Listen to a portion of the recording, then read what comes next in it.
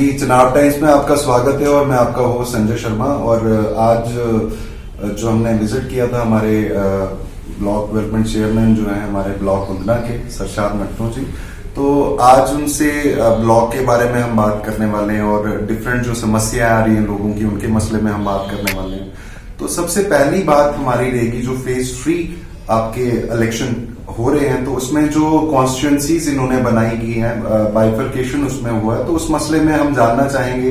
इन्होंने कल भी प्रेस कॉन्फ्रेंस की है इस मसले में, तो सबसे पहले ये जानना चाहेंगे कि इसमें प्रॉब्लम क्या है और इससे आने वाले टाइम में लोगों को क्या परेशानियां होने वाली है। तो सरशाद जी, सबसे पहले आपका चुनाव टाइम्स में स्वागत है। जी धन्यवाद संजय जी। जहां तक आपने बात की इस इलेक्शन की, जो आगे इलेक्शन आने वाला है, जो कॉन्स्टिट्यूंसीज को जिला तरक्याती कमिश्नर साहिबान को इख्तियार दिया गवर्नमेंट ऑफ इंडिया या गवर्नमेंट ऑफ जम्मू कश्मीर में, तो देखिए उस पर जो हमने कल पंचायत कॉन्फ्रेंस की तरफ से एक हमारी जो कल बैठक हुई जिसमें फैसला हुआ, कल हमने प्रेस कॉन्फ्रेंस भी दी है।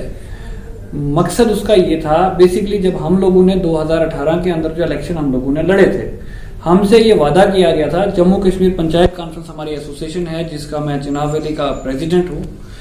हमारे कुछ साथी जो है वो दिल्ली गए थे honourable prime minister Narendra Modi ji से मिलने के लिए। मुलाकात के बाद वहां ये तय पाया कि 73rd और 74th अमेंडमेंट यहाँ पे इम्प्लीमेंट की जाएगी और यहाँ पे जो है 3 टायर सिस्टम लाया जाएगा, जिसकी वजह से ग्रास रूट लेवल के लोगों करते हैं। बात पीडीसी चेयरमैन की जब वो हुए तो आपको उस वक्त भी पता होगा, पूरे जम्मू कश्मीर को बल्कि पूरे भारत को पता है कि उस वक्त भी लोगों ने बाइकाट किया, पॉलिटिकल पार्टीज ने बाइकाट किया।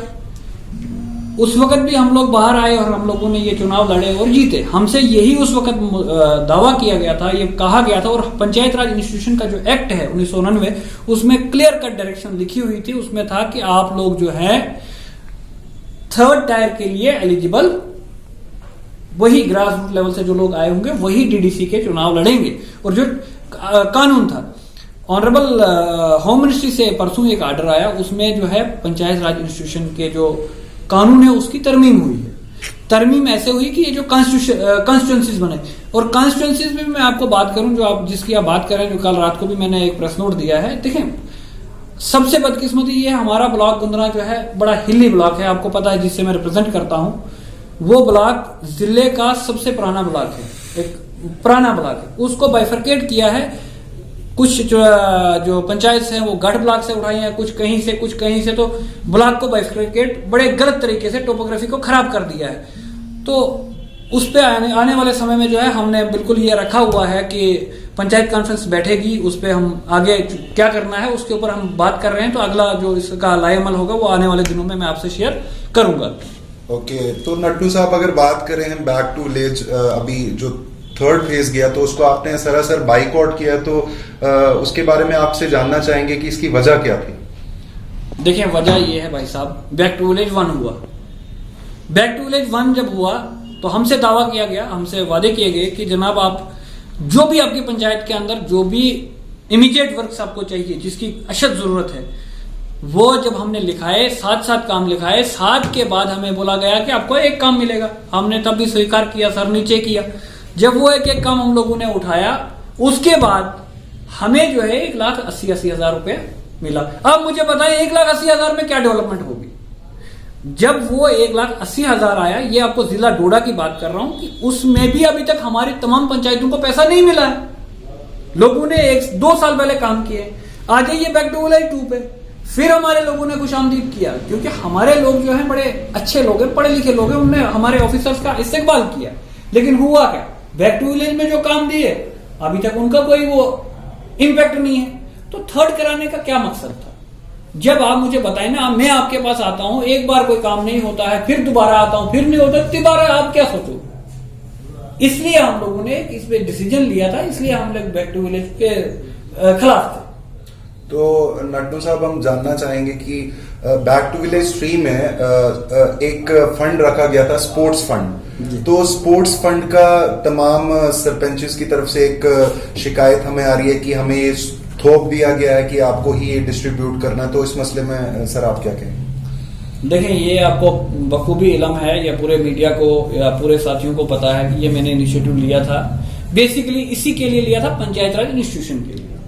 जब पैसा आया जो 20-20 हजार रुपया पंचायत के लिए आया, वो आया था ऑनरेबल हमारे जो सरपंचेस हैं या जो हमारी पंचायत कोरम है। देखो उसमें मेरा डिफरेंस क्या था इन लोगों के साथ? डिफरेंस इस चीज का था कि यार पंचायत में आप रहते हो, अगर आप कहीं के सरपंच हो तो वो आपको पता है वहां क्या जरूरत है। अगर मैं यहां से खरीद के आपको बेचता हूं भाई वॉलीबॉल, क्या वहां फिजिबिलिटी है वॉलीबॉल की? वो आपने देखा होगा, मैंने इनको चिट्ठी भी निकाली है, अभी तक भी मुझे उसका जवाब भी नहीं मिला है, ये मैं आपको बताऊं। तो मसला ये है कि ये हर वक्त जो है हमारे इंस्टीट्यूशन को जो बाईपास किया जाता है, इस पे हमने ये मुद्दा उठाया था और इसके ऊपर हम संघर्ष कर रहे हैं और इसको हम पीछे तक लेके जहां तक हमें जाना पड़ेगा इसके ऊपर हम जाएंगे। अच्छा नट्टू साहब, बात करें तहसील माहला की तो वो भी आपके ही ब्लॉक में आता है। तो वहां पे अगर आप देखेंगे कि जो शेवा पुल है और वहां से तहसील माहला की जो डिस्ट्रिक्ट तहसील हेडक्वार्टर है, तो वहां पे रोड की जो खस्ता हालत है, तो बार बार वहां पे डिफरेंट चैनल्स की तरफ से भी आवाज उठाई गई लोगों की तरफ से कि नहीं हमें रोड की ब्लैक टॉपिंग की जरूरत है। तो उस मसले में मतलब आपका क्या स्टैंड है और आपने अभी तक इसके लिए क्या काम कर रहे हैं आप? देखें, ये अगर आप को इल्म नहीं है तो उसके लिए पैसा रिलीज हुआ है, ये मैं आपको बताता चलूं। ये हमने यहाँ से चिट्ठी निकाली है, मेरे ऑफिस से मेरे पास कॉपी होगी उसकी। तो अगर आपने पहले बोला होता तो मैं वो कॉपी भी आपको दिखा देता, ताकि मेरी आवाम को भी पता चलता हमने क्या किया। जो जहां तक हमारे करने की बात है तो हमने एक्शन साहब से भी बात की थी, डीसी साहब से भी, जिसमें इन्होंने हमें कोऑपरेट किया। और एक तो हमारा वो जो प्रेमनगर पुल है, पुराना पुल, उसके लिए भी पैसे आए हैं और इसकी रिपेयरमेंट के लिए भी पैसा आ गया है और उसको विद इन नो टाइम जो है काम शुरू हो जाएगा। जैसे आप गुन्ना रोड की बात करेंगे तो वही खस्ता हालत उसकी भी थी, पहले हमने फर्स्ट फेज में उसको करवाया था, सेकंड फेज में इंशाल्लाह ताला जल्दी इसका भी काम शुरू हो जाएगा।